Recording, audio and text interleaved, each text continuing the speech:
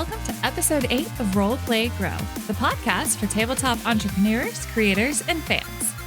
I am Courtney Stover of Lighthearted Ventures, and in this podcast, we talk to the creators behind the brands and the tabletop roleplay gaming space about who they are and how they are turning their passion for gaming into a career. Okay, I have a pretty fun story about how I discovered today's guest. So back before we set up a Patreon for Lighthearted Ventures, I was doing some research on what kinds of D&D and RPG Patreons were out there just to get an idea of what we could possibly offer for our tiers. I was using all kinds of search terms to see what was out there, what was popular. So, of course, one of the terms that I searched for was just D&D. And one of my results was D&D Duet. I opened up their page, I read about what they did, I watched their intro video, and I just went, this is so cool. They create one-shots for one DM and one player. It's really fun. I've played several of their collections so far. They've got campaigns, they've got one-shots. It's a lot of fun. But I found them on Patreon, and then I found their blog, their Instagram, their Twitter, promptly followed them on all of the platforms and bugging them on all of the platforms. Because, hey, that's how you make friends on the internet, right? Eventually, I asked if they would like to be featured on a blog interview, and they said yes. So that's something that we did a couple of months ago, and I will include a link to that post in the show notes. But today, I'm super happy to introduce you to Beth Ball, fantasy author, game designer, and one of the two masterminds behind D&D Duet. Basically, this episode is all about writing and publishing for DM's Guild, Drivethrurpg, their D&D Duet blog, and Beth is also an author for a novel and novella series. You are going to learn some great tips for managing multiple writing projects. Seriously, she does so much. How to decide which platforms to publish your games on. Because again, we've got DM's Guild, we've got Drivethrurpg, they have their own website. So we kind of dig into the mechanics of what they picked from that. And we go over a lot of great resources for organizing your writing projects. One quick order of business before we dive in. I'm really excited to let you know that we have another way that you can support the show. Back in episode 6, I introduced you to Friday Elliott of Friday Afternoon Tea. We heard some pretty wild stories, and we learned about her tea shop in Seattle and her unique method of designing all of her tea blends. Well, I now have an affiliate code for her online tea shop. So if you go to fridaytea.com and use code LIGHTHEARTADV, you'll get 10% off your order, support one of my favorite people in the industry, get some really delicious tea, and you'll help support the show. All right, that is enough from me. Let's go meet Beth.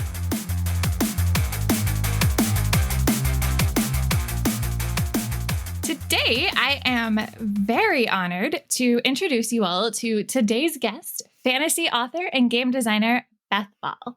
How are you today, Beth? I'm doing so well, thank you.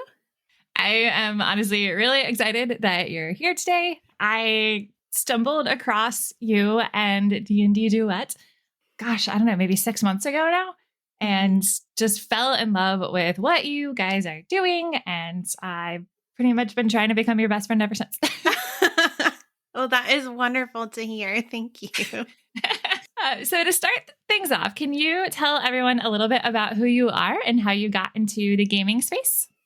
Sure. So my name is Beth Ball. I live in North Carolina. I'm working on my PhD, and that's actually part of how I got into gaming. So my husband, Jonathan, who I do D&D Duet with, or who we started D&D Duet together, he had been playing D&D for about a year, and I was just positive that I would hate it. And so I just was not willing to try. And then he kind of got this idea to create a character in a game specifically for me, and that seemed really fun. So he was also going to DM his first session for the people he'd been playing with. And I was like, okay, I will play, I'll give it a try, and we'll just kind of see how it goes. But he'd spent so much time and work kind of going into making the campaign and helping me create a character. And that just meant a lot to me. And then how my academic work comes in is I was super stressed because I had exams coming up that you have to pass in order to kind of keep going through the program. And you have to read all these things. And it's just this, I think, unnecessarily stressful situation to be in.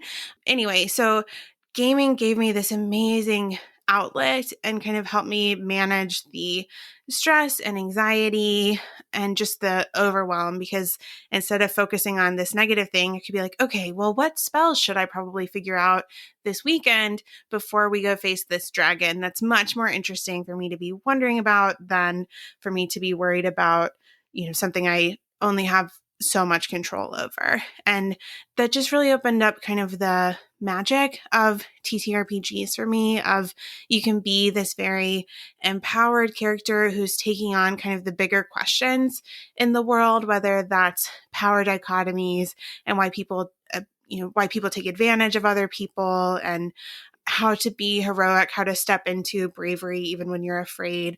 Any of those sorts of things has been it's so much fun.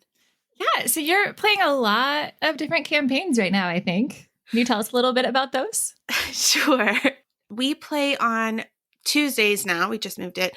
So every Tuesday, I run a campaign for Jonathan called Tales of Eldora. And we stream that on Twitch and then put it on YouTube after. And then on the weekends, he DMs for me. So we call that kind of our home game. And that one switches off depending on kind of which characters we're feeling at the moment. And so it's moved into a slightly lighter campaign than the one we were playing right before the pandemic started, because that one was kind of heavy and dark, and we're like, no, we need something more chill. And so we just switched, and so we play that together every weekend. What character are you playing in that? So in that one, I play a Saudade named Persephone, and so she's a storyteller at heart, as well as a druid who she actually spends more time in urban spaces than she does rural spaces. But part of what I wanted to explore with that character was the connection of nature kind of wherever we are, instead of just like, oh, druids have to be this kind of one particular way, where I wanted to see what would a druid who wears lots of jewelry and prefers to be in a city if she can, or at least on the road and with her family. And so that's kind of where Persephone started and grew from there. But for me, her character lets me kind of think about and explore. Storytelling is just a huge thing in my family. I'm from Appalachia, and so that's part of it too. And so Persephone and her people kind of let me work through and play with some of that. That's really cool. And I honestly really enjoy all of the druid things that you do and write about. And we're definitely going to get into that. But I'm curious if there's like a specific reason, or if you just feel a really strong connection with druid characters. So it is that I feel really connected to druid characters. And if I'm not a druid, I'm usually a ranger if I like have to branch out a little. But I'm really interested in nature and in the environment and our connection, or sometimes seeming lack of connection to nature. But I've always been drawn to the natural world while also not being the most outdoorsy person. Like my family loved to go camping, and I'm not the hugest fan. I find it kind of stressful. But I just think that it sounds like cheesy to say, but I think nature is just so beautiful and powerful and mystical and kind of all of these things. And it can kind of take us into these different parts and places of ourselves. Like it's very expansive. And at the same time, I like a lot of my academic research involves global warming and how our contemporary novelists representing and thinking about global warming in ways that are empowering, because we have this huge problem that we really need to figure out and do some things with and see movement on. But it's so big and overwhelming. Kind of how are we heroic, to kind of put it in D&D terms? How can we take on these large problems that are so much bigger than ourselves and operate across timescales that are so much bigger than our own lives? So Jonathan introduced you to it after you first met. When did you start writing your own adventures? So it wasn't a whole lot longer after. So we started playing in March, and then we released our first adventure in January of that next year. And so it was the same. We launched D&D Duet January 1st, 2019, and that same January we put out a First Blush, which was our first adventure. So that leads me into wanting to ask, can you tell us a little bit about D&D Duet and what you all are writing about? Sure. So D&D Duet is adventures and advice for playing D&D with just two people. And we mostly talk about Dungeons and Dragons because there are so many other, like there are specifically one-on-one RPGs, but I think a lot of it could transfer over to different RPGs. We just haven't quite made it that far yet in what we're talking and writing about. But we really wanted a space where we could help people play one-on-one, and it was for a few months, like we were having so much fun, and it was the thing I look forward to most during the week, and was so good for me, like mental health wise and just again fun wise. And we kept seeing posts on Reddit of like, hey, I want to play D&D with my girlfriend, or yeah, I want to show my fiance, I want to make a campaign for him. And half of the advice that we would see people being given was, well, D&D is a group game, so you need to find more people to play with. And there were a few other resources already online, and Jonathan kept telling me about this website, RPG Duet. And I was like, okay. And finally, we wanted to look up something ourselves.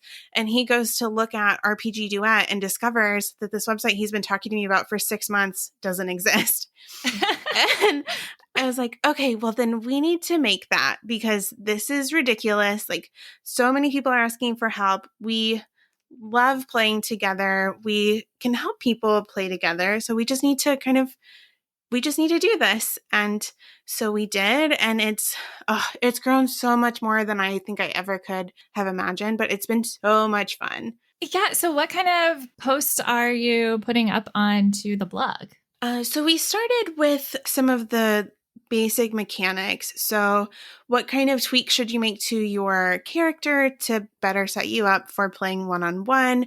What kind of people should you think about running around with for your character? So what kind of DMPC or GMPC should you have? Or should you at least try out or consider? And then we kind of branched out from there. Some of my favorites have been talking about different types of characters. So allies, enemies, friends, NPCs, as well as thinking through character personalities, backstories, and motivations. The character side of things is like one of my favorites, but we also like to talk about mechanics for if you accidentally get into a fight with your significant other or duet partner because a combat goes weird. How can you kind of manage that and prevent it from happening in the future? And so those sorts of things. So we try to focus as much as we can on playing one-on-one.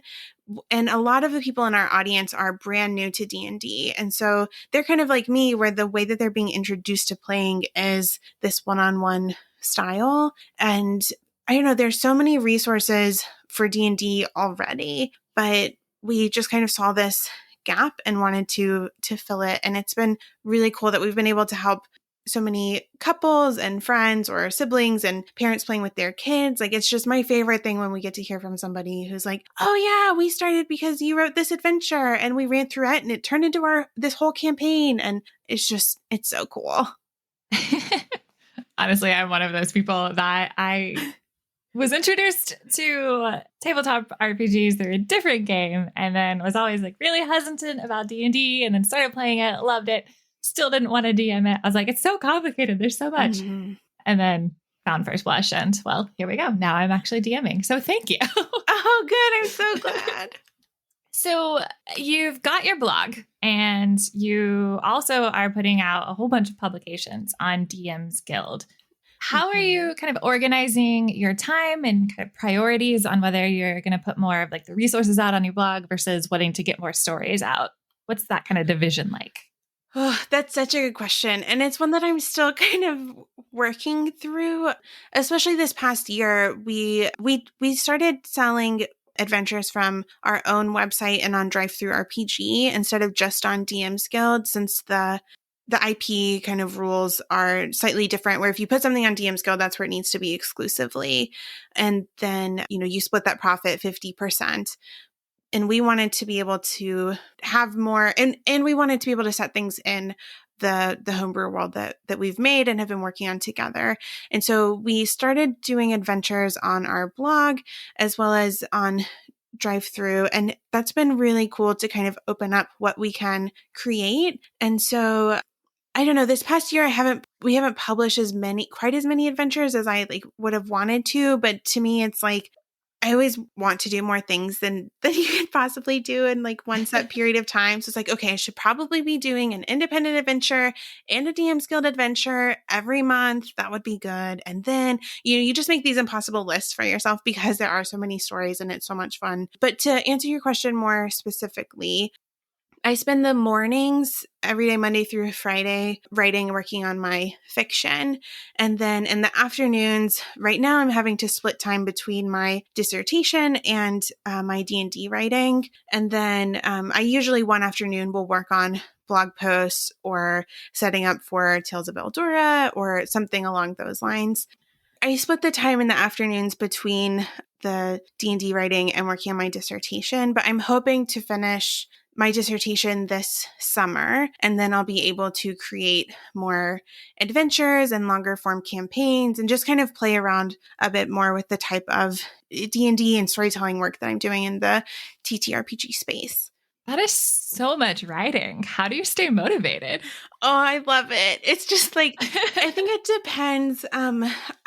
Towards the end of last year, and it's really when I finish one of the novels that I kind of notice a major drain. But I think each piece of writing has its own kind of emotional hurdles to manage. But so if I can keep them at slightly different places where I'm not spending one whole day proofreading things really carefully, but one is kind of at the ideation phase, one is in the middle of drafting, which for me is often the hardest, and then one is in the revision stage, which is the most fun. That tends to work really well. That's not always possible, and I'm not so much of a planner that I can kind of organize it to where that happens. It's more like, oh, thank goodness this worked out.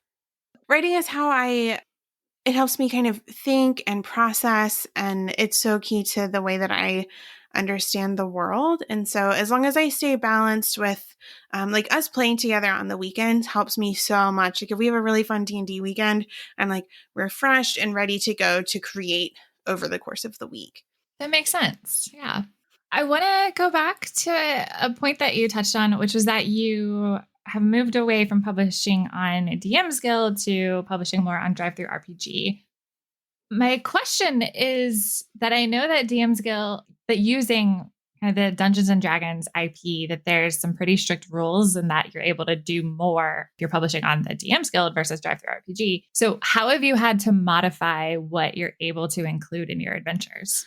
We actually came at it the first iterations of First Blush and the Crystalline Curse trilogy. We were still kind of learning the rules of publication and everything on DM's Guild. And so we kind of set that in a neutral world setting that we just gave a random name to, but you're not really supposed to do that, which we learned the hard way of somebody pointing it out to us. And we're like, oh my gosh. And so I had to go through and fix it and set it in the Forgotten Realms. So it's been more just kind of, for us at least, it's a question of where is the adventure set? And then are you having to create more creatures and be careful with the spells and mechanics, because the things on Drivethrurpg or that we're selling on our website need to conform to the 5th edition SRD, which I think is standard resource document or something like that. I just know SRD. Versus the stuff that we've been putting on DM's Guild. One of the things, because I know that especially since your audience is so many creators, one of the things that I wish we'd taken advantage of maybe more, or something we're trying to be really mindful of, is making sure to use the Wizards IP, because there's so many cool creatures, so many cool NPCs and mechanics and all of those sorts of things.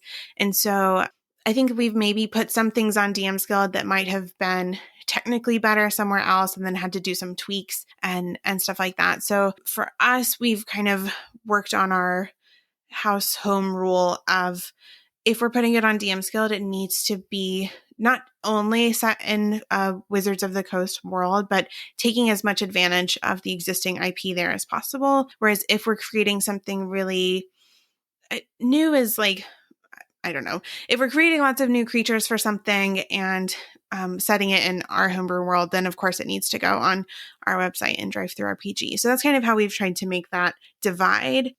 One of the things that in the indie author, self-published author space that they talk about a lot is, the importance of having your own website, creating your email list, all of those sorts of things. But what they say is don't build your empire on borrowed land. So don't create everything that you're working on through Facebook. I think in that same way, we're going to be somewhat limited with what we can do, and that seems like more restrictive than I think that it actually is. But there are only so many things that we can put on DM's Guild, and I think only so many things we should put on DM's Guild versus Drivethrurpg and publishing on our own web space kind of opens that up a lot for us. Yeah, that makes sense. We've definitely felt ourselves that DM's Guild can be a little limiting. Mm-hmm. Yeah. And the hard thing is too, so and I hope this isn't oversharing, but we make more money from DM's Guild than we do anywhere else. And so I think that that's we have to be really careful with that balancing act, I guess, and I think that was part of what drove us to starting to publish on our own website. Our Patreon was growing and that was really exciting, but we have all these cool big ideas and plans for where we want to be going over the next few years. And as cool as the different things on DM's Guild are, our kind of larger projects we didn't think would be such a good fit there. And so we've been slowly expanding what it is that we're working on. Well, now I'm curious and I want to know how much you're willing to share. So what I really want to do is I really want to find more ways to bring the fiction and the TTRPG spaces together, and specifically in our world of Azuria. So we want to have a full playable campaign set in Azuria that will kind of follow some of the storylines of the novel. Some of them will be unique because, you just have different storyline requirements for novels and RPGs. So I want to play with that and have an Azuria setting and world guide and all of those things so that if people want to play and create in that space, they can. Leaning into the nature and druidy side of things, I really want to have, in my head, it's a book that kind of brings together mechanics for different cool, unique plants that also have lore and stories behind them. And so it's kind of blending those things together, because I think so much about the year that it took for me to be on board with playing. And I kind of wondered if I had a different, not that Jonathan did anything wrong, but if someone could have given me a novel and been like, hey, and I know that there are D&D novels too, but hey, here's this thing, here's what these kind of stories can do. And then on the flip side, I don't know if that would have made me more open to D&D or not. Maybe it would have taken a year regardless, but that's just something that I've kind of thought of, is how can we open this up a little bit more? That is a really fascinating idea. I got kind of that just transition point. I think it would be really cool. And I agree. I think it'd be really beneficial for a lot of people that are maybe a little more hesitant or just not entirely confident on how a D&D would work. Yeah, I hope so. And we'll see how it goes too. But I'm really excited about it. And so it's just playing with different forms of storytelling too. I think that I feel like that part of our world is going to keep opening up more and more in the years to come.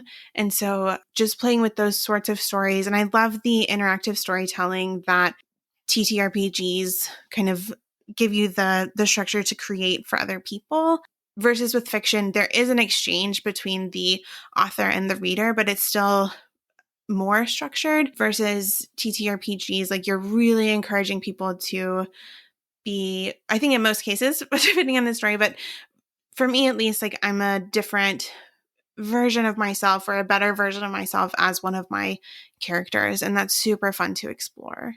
Yeah, that's definitely what makes role-playing so fun and interesting, is that, especially even if you have a hidden part of yourself that you don't necessarily want to portray to others, you get to in your characters. Exactly. I love that. What would you say has been kind of your tactics for getting all of your works out into the world? It sounds like you're being really successful on DM's Guild, even if though you are starting to branch out away from it. But if someone was, wanting to start off with DM's Guild or Drivethrurpg for the first time, like what kind of tactics would you give them for advice? So I think the advice that I would give them, depending on what they were trying to do, I think part of what has helped us be successful is having the content side of D&D Duet. So we're not just putting adventures out there, we're also building an audience for those adventures. So all the advice on our blog, our YouTube videos, all those things are free. And so I think that that's really helped, where you're kind of creating a space that then sends people on to where they can buy stuff from you. So whether somebody's Googling, how do I play D&D with my boyfriend? And then, oh, look, one-on-one D&D, what is that? And they kind of go from there. Or somebody recommending us on Reddit, for example. I always love when I see that. That would be my advice of create a space, create resources where you are giving to the people that you would also be writing for. So like create your audience, give them a place to kind of be, give to them. And then they're going to be more likely to buy from you, I guess. And I don't think it has to be such a give and take or reciprocal relationship. It's so cool that like we get to create stories that people want to interact with and recreate and make their own inside of their own homes. Like I think that's so crazy powerful. But I think that would be my advice of if you can, or just figure out a way to, it helped my writing so much too, to put out a weekly blog post. It's helped me get to know our audience and get closer to them and learn what it is that they want. And so that would be my biggest piece of advice, so that you're not having to work quite so hard on social media, for example, or just kind of hope for the best publishing on DM's Guild. It's a huge place. And then from everything that I've seen, Drivethrurpg is even bigger. But how can you kind of create your own little corner of the internet where your ideal audience can come hang out and then support you? That makes so much sense. You both have found such a needed niche. Mm-hmm. And so I think that just sounds really special that like you have this space where you are able to build and connect with so many people. And then, yeah, DM's Guild and Drivethrurpg both, like there's such a large area that it's really hard to stand out. So I think having that support is really good advice. Thank you. Yeah, I hope that's helpful. And I know that feeling like, oh my gosh, I have to come up with something new and unique to say that, oh, there's so many people in this space already. Like it can feel really stressful, but I think to kind of take that pressure off of yourself of, there are going to be plenty of people talking about whatever topic is most important to you in whatever kind of adventures, or maybe you want to focus on particular subclasses or something, I don't know. And whatever it is that you want to create, like you have a unique angle on that. And so kind of finding that heart thread between what can I offer to people that's going to help them kind of from that content nonfiction-y sort of space that's also going to be the tie-in to your adventures. Yeah, that is amazing advice. So you'd say that you've been able to get more visibility because you've carved out this little section, this niche with your blog. How are you getting traffic to your blog? So I think that most of the traffic comes to our blog from just Google searches, or just however people are looking up information online. And then we're working on growing our kind of video library on YouTube. And then Jonathan does our Twitter and I do our D&D Duet Instagram. And so we have things in both of those spaces too. And I can say for me, for Instagram especially, it's been a great place for me to connect with other people in the community. And then D&D Twitter for me has been a fun place to connect with other creators. So those are kind of if we think of it like as a funnel or way for people to find us, that's been kind of those spaces. I think some people actually find our adventures on DM's Guild first and then make their way to our website. And so it kind of, I guess, just depends on what exactly they're searching for and where they're coming from. I do want to ask and just get a little bit of a better idea of kind of how you and Jonathan work together to make D&D Duet successful. Sure. So, right now, and we're actually kind of since we've gotten started, I have enjoyed the blog post so much. And so I've written almost all of the posts on our blog, and the ones he's written are amazing and I love them, but he doesn't enjoy writing them quite so much, which is fine. And so I kind of took that over, especially because so this past year in June, I started doing the TTRPG and fiction work full time. And so he's been teaching for the past 4 years. He's a 12th grade English teacher and then just moved to a more administrative position this year.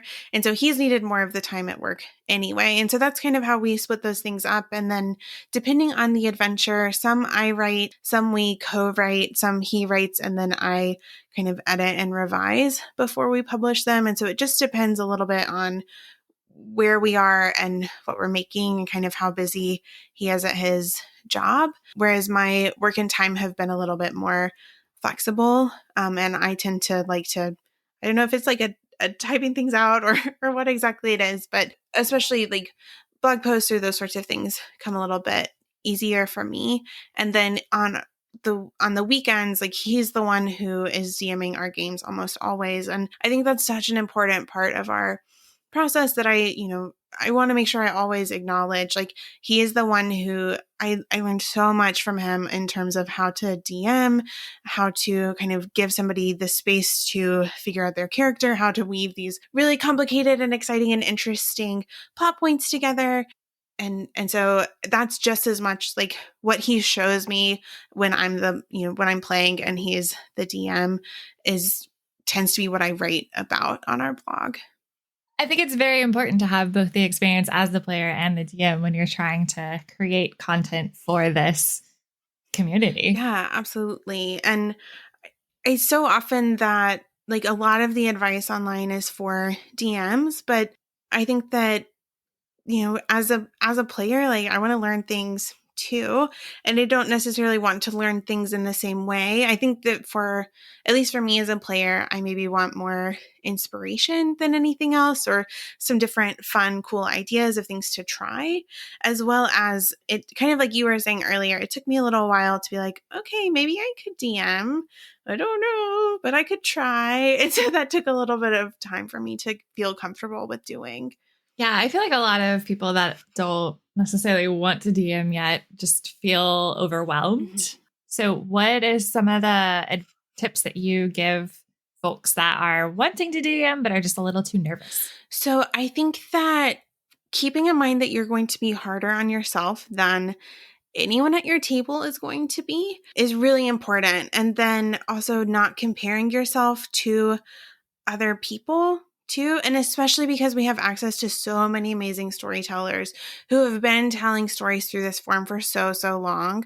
I think really obvious one is like maybe your first session, don't expect to be Matt Mercer doing like Critical Role. Like it's okay that that's not going to be happening because you've woven something unique and special for the people at your table. You don't have to entertain millions of people. Like maybe it's one person, maybe there are like 5 of them. It's going to be fine. As well as to say, like, if you get stuck, you can ask for help, and you can always say, okay, give me just a minute. I need to look this up. For me, when I'm DMing, especially for our Tales of Eldura game, if I get stuck on something, I just ask Jonathan because he usually knows. And so then I don't have to worry about coming up with it. And it's not like he's threatening my authority as a DM or anything like that. Like I can't remember this. What should we do here? Or what do you want to do here? Just kind of putting it over to the players in those instances of getting stuck. But it doesn't have to be perfect. It's just supposed to be fun. Oh, I love that. I'm so glad. I want to switch gears a little bit and I want to talk about your novels. Ooh, okay. Yes. So please, can you just tell us a little bit about what you have written and published? Sure. So I have started the Age of Azuria High Fantasy series, which is an immersive fantasy world with exciting characters and interesting environments. I lean a lot into nature and druids and different types of nature-based magic. And so if you enjoy those things, I think especially to me, the kind of sense of getting lost in a world, and whether you need that for an escape or it's just fun, or you want to kind of explore certain ideas, that's what I love the most about Azuria and the fiction. And so the first novel in this series is called Buried Heroes, and I published the second in December. It's called Hadvarian Heist, and then I have a couple of different novellas as well. Aurora, and then Song of Parting comes out in February, actually. Oh wait, no, it comes out on Tuesday. So in a couple of days. I guess when this goes live, it will be out. So yeah, 4 things. And so there are a couple different storylines that the novels follow. It's been really fun to talk to readers about them and hear kind of which person, who someone's favorite character is, or which storylines they enjoy the most. And it's been different almost every single time of who kind of resonates with different people. And so that's been so fun for me as a writer. Yeah. What was your inspiration to not only start writing this story, but to pursue publishing it? So the story came from, it was actually the first game and the kind of main storyline that Jonathan and I played in our duet game. I just fell so in love with the characters and the world. And I kind of got to the point where I was confident enough. I've wanted to be a writer for like my whole life, as long as I can remember. But I think it took the confidence building of blogging and writing the D&D adventures. And then I had enough space in the other work that I was doing where I was like, okay, I can do this. Like there's space, there's time. And so I had wrapped up a couple other like editing projects. And so I just kind of started writing, and, that first like 120,000 words that you send to an editor is like so intense. And I did a really huge rewrite of Buried Heroes that first time. And I'd done a lot of research, or I listened to a lot of podcasts and read several books from the indie author space. So independently published or self-published authors. There are some amazing resources out, and kind of immersing myself in those gave me I think also helped me with the confidence to publish. And I'd already done it with the D&D adventures, as well as I have so many, calling them gatekeepers when like they're people I know feels weird. But anyway, academia can be so gatekeepery. And I was like, okay, I have that in this part of my life already. I don't love it. I just want to make what I want to make. And then that's going to be what it is. And so looking at those things and the way that the publishing industry has changed, the way that money and finances have changed in 21st century art creation, all of those things together made me want to publish the novels myself so that I would own the intellectual property rights and could kind of, if I want to do something different with those stories, I can, like they're mine, and I didn't have to send them off to somebody to get accepted or approved. Like I didn't need a stamp that says this story is good enough. Like I worked at it and worked with professionals in the space. And then, when it was time, out it went. So walk us through how you self-publish. What does that look like? I write the thing, and then that takes the longest usually. So you write the thing, and then I found an editor who I love. She's so amazing. And so then I set a date with her, send it off. For Buried Heroes, we did a content edit or a developmental edit and a copy edit. For the novel's Sense, we've just done the copy edit. And so she's going through and kind of like, hey, we need some more things here. And so some of that is happening at the kind of word level, depending on what's going on. Some of it is more at a story level of, there's no reason for the characters to go from here to here. We need a reason. Like, you can't just take them there. And I'm like, because some things will make sense to you where you're like, oh, that totally makes sense. This is where I needed them to go. Whereas that motivation isn't necessarily going to be coming across to readers. So anyway, I send it to her for the copy edit, and then it comes back to me and I revise from there. And depending on, that usually takes several weeks because it's really intensive, but those are that's my favorite part of the process where you have this almost finished thing, but then in the revision process where you're reworking it, it just becomes so much better than, you thought it was finished before, you thought it was really good before, but then when you can see the holes and the flaws, getting to work with those is just, I just think it's magical. So then I finish the revision and send it back to my editor. She looks over it and sends it to the proofreader. I get it proofread. It comes back to me, make those last kind of small changes. And then do you want to know like nitty gritty, like program wise what I do, or just kind of what does it look like from there?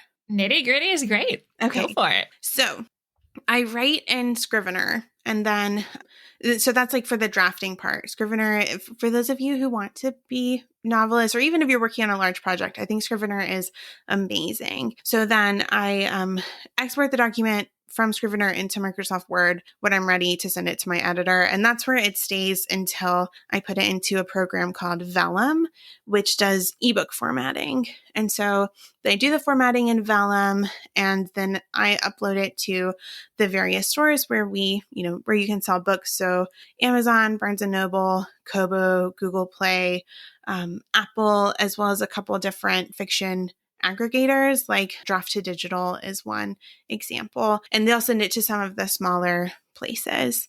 So that's kind of how it works. And I totally left out. Sorry. I also work with a cover designer who is a fantasy novelist too. So that's kind of cool. And so I work with her, and she creates the ebook cover for me first. And then when I have, I know the exact page count and everything, then she creates the print covers for me. And I use, it's called Ingram Spark. And so they do lots of the publishing globally. So either Ingram or Ingram Spark, depending on kind of which side of the publishing world you're coming from. And so then I can just upload it's really a PDF from Vellum into their programs and stick and put it with the print covers.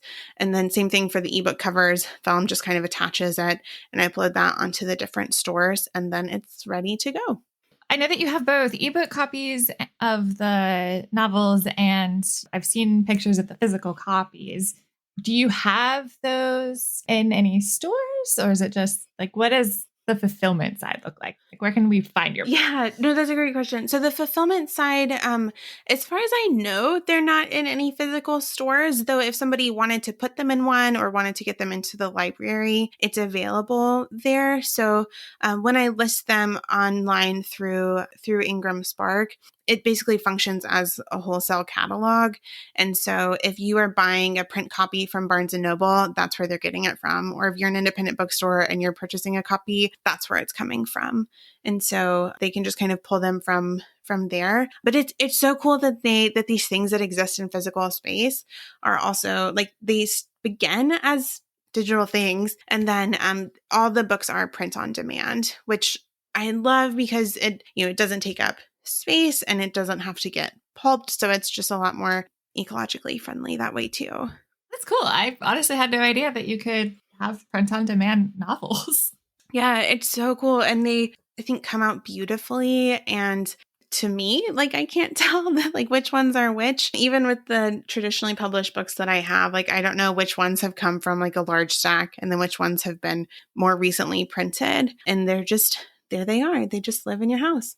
So my next question, you can choose to answer this about D&D Duet, about being a novelist, both, or anything else. But with everything that you've been doing for the last couple of years, what would you say has been the most challenging part of being a writer? That's such a good question. So there's a level at which I think continuing to choose and believe in yourself is really hard. And so a lot of that happened even kind of before I got started, but then it was kind of a barrier to me starting. I can't tell you how many novels I've started and only gotten a few chapters into, or how many times I've been okay, I'm going to do it this time, and it doesn't quite work out, or a short story even that I can't finish.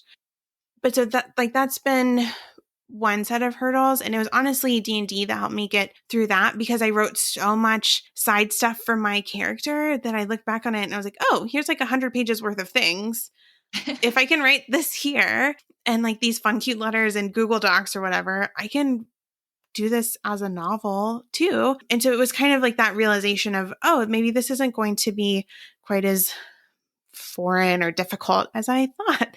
So I don't know. I think that the internal resistance, the imposter syndrome that, as far as I've ever seen, all creatives have is the very hardest part. Like it hurts when you get a bad review or somebody doesn't like you or your work, and sometimes I hate that I can't create things quickly enough where it's like, is this coming yet? I'm like, oh, that one's stuck. I don't know. Maybe eventually. Or I need like 4 more weeks. Like some of that can be hard. And I don't want to make light of, when somebody hurts your feelings, like that feels horrible. But I think the internal side of the, like every time I sit down to work on a novel, it's like, I don't know if I can do this. And the fact that I've already done it twice doesn't seem to matter to my like inner critic self. Like she is not convinced that by the 2 novels that she's sitting right next to, it's like, well, maybe you can't do it this time. And it's like, oh, maybe that makes sense. No, it doesn't. So I think that that's the hardest part. And then the kind of time balancing, I think, is the other difficult part. Like you were asking earlier about what are you working on when, and kind of how do you decide? There are so many things that we could all be doing to grow our platform and increase our audience, make more money and make more things and better our craft. There are always going to be so many things. And I was listening to an indie author podcast a couple weeks ago, and one of the hosts was like, you're going to die with a list of things that you didn't do. Just accept that now. There are always going to be things you can't do. So pick the most important things and do those. I was like, okay, that's good. I can do that. Then the other thing that I've, in terms of the fiction at least, that's been harder is that it's taken maybe longer to grow that audience, or it's felt like it's taken longer to grow that audience. So kind of finding ideal readers in that space where it hasn't been quite as clear cut as what worked really well for us in D&D, which was, okay, nobody has dedicated a space, a website to playing D&D one-on-one. And so kind of growing that audience, figuring it out from the fiction side has been more challenging for me. Thank you for sharing all of that. Sure. I think you have some really good advice in there too. Yeah, I think it's important to share the hard things. And if we don't say it, then I think it can feel like it's just you. And especially thinking about people who are like, I'm just a couple years into this journey, and maybe like 5 years from now, I won't remember, or it won't resonate with me quite so much, like the fear that I felt loading Buried Heroes onto the store, or like the way that it felt to hold my novel in my hands for the first time, or that first like upsetting review on DM's Guild that was like, oh gosh, oh no, now what? Everybody knows. Like those things can feel like the end of the world when like you're going to be fine. You just keep creating, you just keep telling stories. Let's flip this question around and say, what has been the most rewarding part?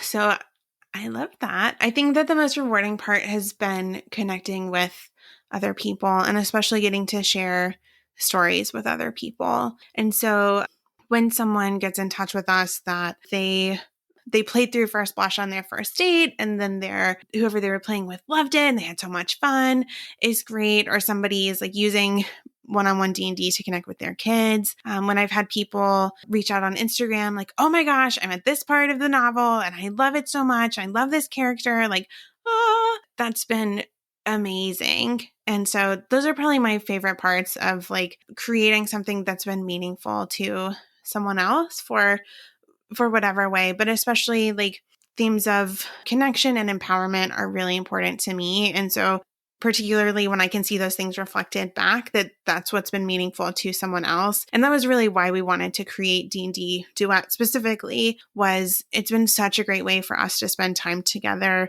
and express love and affection. And so when other people get to do that too, it just makes me so happy. What you make is really special, honestly. I feel like the concept of being able to do such an intimate, personal gaming session like this for a game that's usually traditionally for much larger groups, I think it makes it really special. There's so much connection that can happen. Thank you. I think so too. And I think that that's what's especially magical about it. And I wonder how much that's maybe what was holding people back before. And also people have been playing D&D one-on-one for forever. We would have people reach out like, oh, it's so cool that you're doing this website. We've been playing this way for 5 years. Awesome. I'm so glad. Do you have any upcoming projects that you're excited about and can tell us? Sure. So I'm working on novel number 3 right now. It's called Forest Deep in the Age of Azuria series. And I just had some breakthroughs for it on Friday. So that's been super thrilling. And then I have a novella with my editor right now, Story Magic, which is, it's more of like the storyline around Persephone's story and Hadvarian Heist. So it just kind of expands on that. And then in the D&D space, I've been working for so long, or like thinking about for so long, more than like actually putting words on the page, this adventure called Feywild Foray that is going to come after the Crystal and Curse trilogy, but I just keep getting stuck on it. I think because so many people have played through that trilogy and enjoyed it so much that I feel like, oh, I don't want to like mess it up or send the story in a way that is going to make people upset. And that's one of those things, again, like we were talking about a minute ago, where you just have to tell the story that is in your heart to tell, and then do your best to make it to where if you create it in the best way possible and do your best at it and edit, revise, all of those things, people are going to love it. You just need to find those people. So I need to take my own advice and just finish Feywild Foray because it's so fun. I'm really excited about it. I love the Feywild or the Brightlands or any sort of like Feyish space. I think it's so fun and exciting.